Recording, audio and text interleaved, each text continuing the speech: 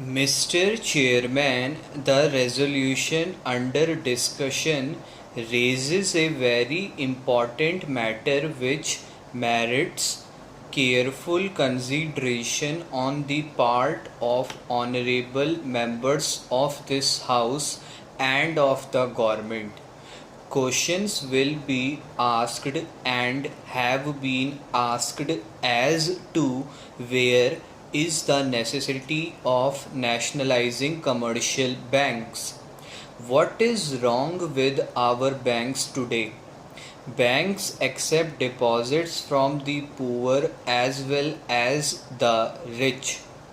They support and enrich the economic activities of the nation, and what is wrong with them? Some time ago, there was a series of bank failures in West Bengal, culminating in the failure of the Lakshmi Bank and the Birla Bank. Maybe when such things occur, doubts arise in our minds as to whether the ordinary man who deposits in the bank is really safe, whether we have sufficient guarantees for the safe working of the banking system.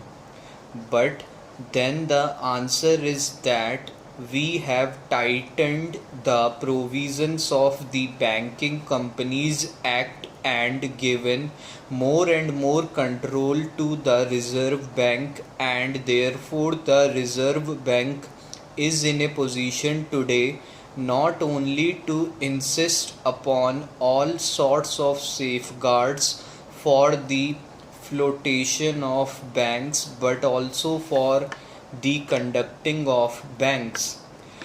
It has the powers of supervision, control, and direction, and therefore, as the honorable members were saying, banking today is far safer than it ever was.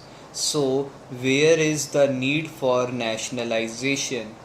Sir, in order to answer this question, one has to probe a little deeper and examine the function of banking. It is not a question of public sector or private sector. It is not a question of relating banking to private industry. We have to look at this question from the point of view of the goal we have adopted. Our goal is the creation of a socialist society. This we adopted some 7 or 8 years ago, and I am amazed to see that not a single step has been taken which is calculated to lead us to that goal. One important factor which helps to take us towards that goal is the removal of inequalities of wealth. This is a goal to which possibly no honorable member can have any exception. If we have to remove inequalities of wealth, then we have to remove the opportunities which create concentration of wealth. Now, I wish to show that these commercial banks do help in the concentration of wealth. Now, we have to really root out all chances of a man unlawfully enriching himself by the position of the strength of money, by the position of the strength of influence that he commands in the society. He is able to exploit others and create a position of wealth for himself. Now, in these opportunities, the banks have a very great place. Sir, if we have to realize the important place that banks have in our society today and the vital role that they are playing in our economy, we have to probe, as I was saying a little before, a little deeper. How do they work? I am an agriculturist. I grow cotton and I bring it to the market. In the market, there are two or three buyers, and they are rich people. Any number of people are willing to buy, but they have no money to buy that. These two or three persons have influence with the banks. They get any amount of loan from the banks or overdraft. Others cannot have that opportunity. These two or three persons will corner the produce in the market. They do not demand it when there is a lot of produce, and they make the produce rot in the market until at last the peasant is tired out, and then they will dictate the price in spite of the government's regulated market. They will have to sell at the price dictated by these two or three purchasers. I have this experience myself.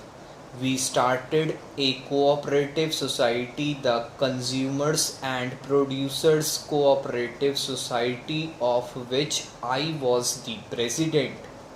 It was just to counteract this that I started it, because mine is a cotton growing area. We have only two cotton purchasers in the entire cotton area. They are playing havoc with the cotton producers. But what are our resources?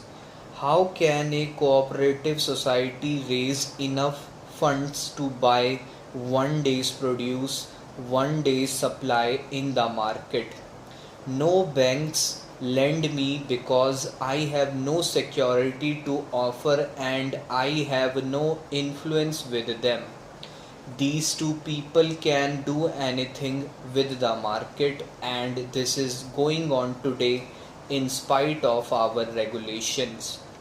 What I say with regard to cotton applies with regard to oil seeds. It applies with regard to every commodity that comes to the market. Now, this has an indirect effect. If I am able to corner the oil seeds today because I can export them with the help of my money, then I am indirectly raising the price of oil seeds at home. So every man will have to pay a higher price.